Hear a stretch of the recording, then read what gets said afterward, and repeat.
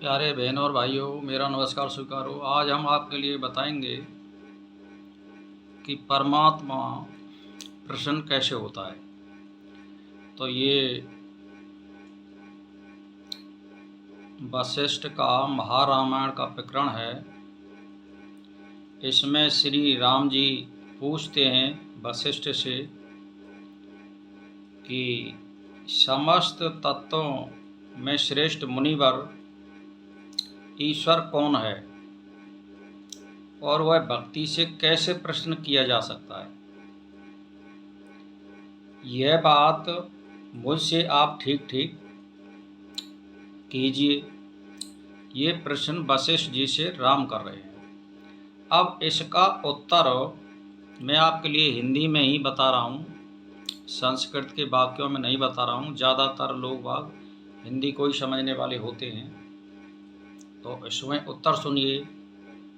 तो इसमें वशिष्ठ जी कहते हैं कि हे महामते ईश्वर, ना तो दूर पर ही है और ना अत्यंत दुर्लभ ही है। महाबोध रूप एक रस अपनी आत्मा में ही परमेश्वर है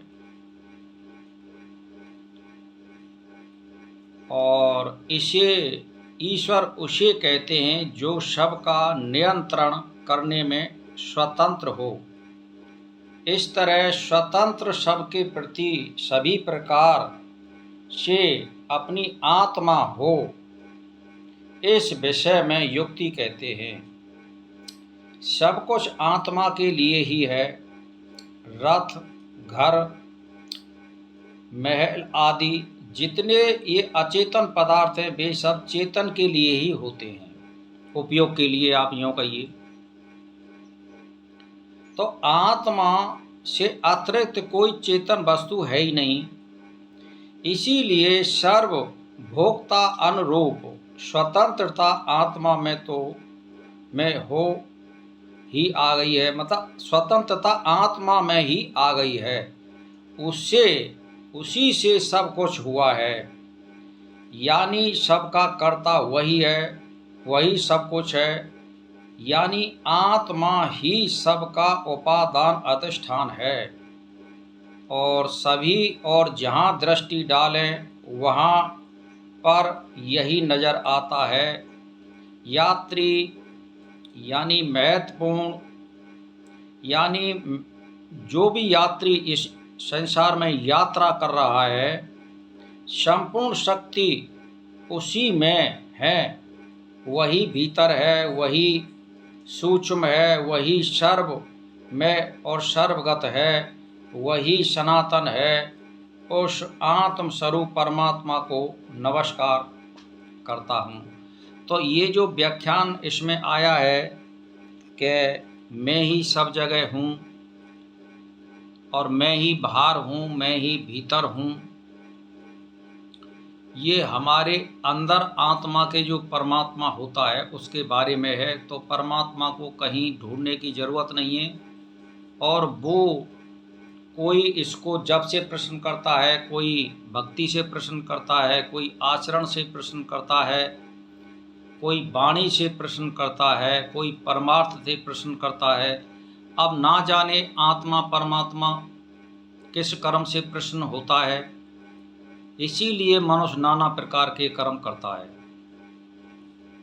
अब वो जिसमें तारतम्य स्थापित कर देता है और उस आत्मा को प्रश्न कर लेता है किसी भी कर्म से और आत्मा उसमें संतुष्ट हो जाती है, तो भाई और बहनों वो उस परमात्मा को पा लेता है।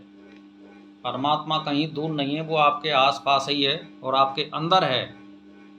हृदय गुफा में वो छिपा हुआ है, तुम्हारा साक्षी भी है, सब कर्मों की निगरानी करने वाला है। वो भोक्ता नहीं है, वो अभोक्ता है। हमारी आत्मा जो है भोक्ता होती है और जब ये अभोक्ता हो जाती है, यही सर्वज्ञ हो जाती है। तो भाई और बहनों, इसीलिए मैं तो एक ही बात कहना चाहता हूँ कि उस परमात्मा को प्राप्त करने के लिए सत्य आचरण करिए, सत्य वचन बोलिए और सत्य व्यवहार करिए। और जो भी आप मंत्र का जाप कर रहे हैं, एक मंत्र को पकड़ लो, उसमें अपनी पक्की निष्ठा रखो और सबसे आचरण शुद्ध रखिए। ब्रह्मचारी का पालन करिए, शुचि का पालन करिए, शुद्धि का पालन करिए, नियम टाइम भगवान के ईश्वर का ध्यान स्मरण का ध्यान रखिए। तो जब इस अष्टांग योग में आप प्रवेश कर जाओगे और परमात्मा में निरंतर जाप निरंतर करते रहेंगे, ध्यान स्मरण ध्यान समाधि, तो फिर आपको परमात्मा प्राप्त हो जाएगा। और वो किसी कर्म से संतुष्ट होता है या प्रश्न होता है, ये हमें नहीं मालूम है, ये तो वही जानता है। हम नाना प्रकार के कर्म करें तो वो किसी न किसी से अवश्य प्रश्न होता है। बस इसी के साथ मेरा नमस्कार स्वीकार।